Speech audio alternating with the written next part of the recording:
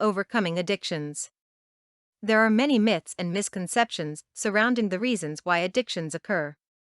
Some believe that substances in themselves are not addictive, that it is the body's chemical reaction to the substance to which the individual is addicted. This claim could certainly seem plausible when considering gambling or shopping addictions.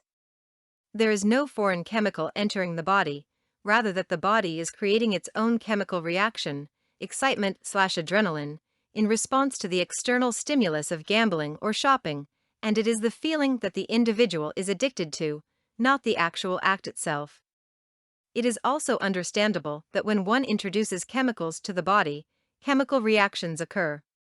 Some of these reactions stimulate reward centers within the brain, which are triggered when a person exercises, falls in love, or is praised or acknowledged. Sometimes an addiction occurs when a person uses drugs, cigarettes, alcohol, or even food to alleviate stress and worry. In order to successfully treat these types of addiction, the person must focus on increasing their levels of self-esteem so that they are able to create good feels about themselves without any need to have the feelings triggered by an external stimulus. It is difficult to predict if one person is more likely to suffer from an addiction more than the next. Again, claims have been made that some suffer with an addictive personality.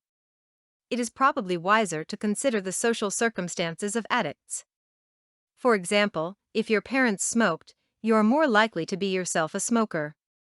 If your friend takes drugs, you are likely to be influenced by them. There are of course other factors. If a person is lacking in a structured life, or has experienced an overstructured life, drugs can be a form of escape and detachment from a life which is perhaps not entirely fulfilling. Often, an addiction will increase in severity over time. This is because the body becomes regulated and used to the addictive chemical being in the body. To achieve the same level of stimulation, more of the addictive chemical is needed in the body. Many addictions can cause serious health, social, physical, and mental problems, and when addictive substances are increased in a non-regulated environment, the consequences can be devastating. Fortunately, changes can be made. Addicts do not necessarily need to be addicts for the rest of their lives. If the addict is willing and motivated to change, there are ways of easing and in some cases removing completely the side effects when withdrawing from an addictive substance. NLP can be used to help the client understand new perspectives about how the addiction has impacted on their lives. Techniques can be used to desensitize any negative associations from the past, and positive triggers can be installed for use when the cravings would normally occur.